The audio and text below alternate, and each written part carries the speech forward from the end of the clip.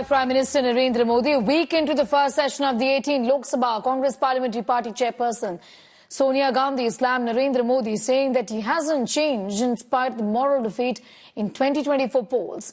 Sonia said that Modi preached about building consensus but works in a confrontational style. Hitting out at Modi for invoking emergency, she asserted that Indira was defeated in 1977 and the people categorically gave a verdict on emergency which was accepted unhesitatingly and unequivocally by the grand old party. BJP, however, hit back, saying that the country gave mandate to Modi and that Sonia's claim over emergency isn't true. Sonia Gandhi ji ने भी उसी अधिकार का प्रयोग किया है और उन्होंने जो बातें लिखी हैं उस पर कोई रोक किसी ने तो लगाई नहीं। वो ये है कि भारत की जनता ने कांग्रेस पार्टी को तीसरी बार जो है रिजेक्ट कर दिया है। 2014, 19 और 2024 में जितनी सीटें 3 चुनाव में कांग्रेस पार्टी को मिली हैं, उससे ज्यादा 2024 में मोदी जी को मिला है। इसका अर्थ क्या हुआ कि भारत की जनता चाहती है कि मोदी जी ने जो काम 2014 में शुरू किया, 2019 में जो बढ़ाया, उसे वो आगे और बढ़ाए। तो ये मैंडेट उनके लिए है। देखने के दो नजरिए हैं। अब सोनिया जी क्या मान सकती हैं कि ये कांग्रेस की जीत है या मोदी जी की हार है, लेकिन दूसरा नजरिया है कि जनता ने तय किया कि मोदी जी ही सरकार को चलाए और ये उस रूप से भाजपा की जीत है और कांग्रेस की हार है। सदन का एक प्रोसेस है, उस प्रोसेस के अंतर्गत बात होगी। एक प्रोटोकॉल है, सदन का प्रोटोकॉल में बात होगी। क्यों नहीं होगी बात? सरकार नीट से भाग नहीं रही, किसी भी चर्चा से भाग नहीं रही, परंतु इनको क्योंकि एक नैरेटिव खड़ा करना है, एक झूठ बोल बोल कर एक बाउंडर खड़ा करना है। डिस्कशन करें, राष्ट्रपति के अभिवादन पर चर्चा हुई है, अब बाकी सब्जेक्ट पे भी चर्चा होगी। इमरजेंसी पे चर्चा होगी कि इमरजेंसी कैसे लगी, नीट पे चर्चा होगी, इनको रेलवे पे चर्चा करनी, उस पर भी चर्चा करें। चर्चा करने से सरकार भाग नहीं रही, परंतु एक सदन का एक प्रोटोकॉल है, एक कायदे नियम है, उसके अनुसार होगी। इस बार जो है, जो बढ़ा हुआ नंबर है कांग्रेस का, उसने उसको उत्साहित किया हुआ है और वो पहले जैसी ना तो इंडी गठबंधन है ना कांग्रेस है। वो हर सवाल पर टकरार चाहते हैं।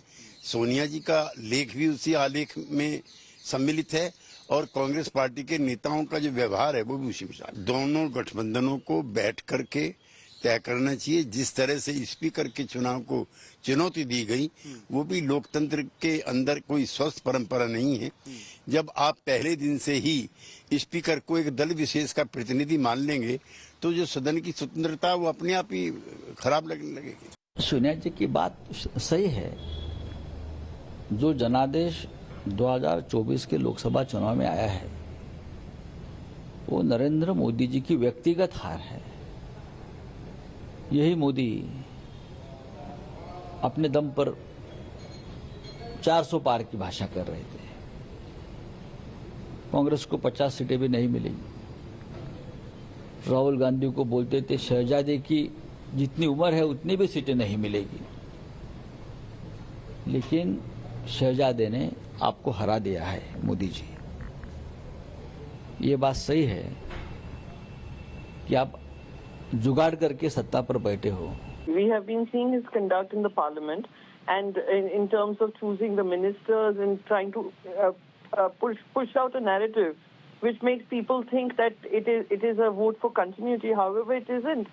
The people of India, a man who was seeking over 400 seats to change the constitution, today has been left with 240 seats and dependent on support of other political parties, continues to confront rather than build consensus, is an unfortunate, is something which is unfortunate for us to see. We were hoping that there would be more consensus building, considering he's not got the majority, but he continues as if it's business as usual. They haven't agreed to have a separate discussion of something which is of national importance about India's future, about the future of the young in our country, and about the future of India's education system.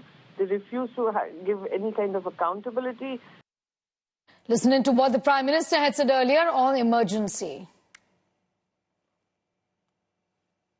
जो लोग भारत की लोकतांत्रिक परंपराओं पे निष्ठा रखते हैं, उनके लिए 25 जून न भूलने वाला दिवस है। भारत की नई पीढ़ी इस बात को कभी नहीं भूलेगी कि भारत के संविधान को पूरी तरह नकार दिया गया था। संविधान के लीरे लीरा उड़ा दिए गए थे। देश को जेल खाना बना दिया गया था। लोकतंत्र को पूरी तरह दबोच दिया गया था। इमरजेंसी के ये 50 साल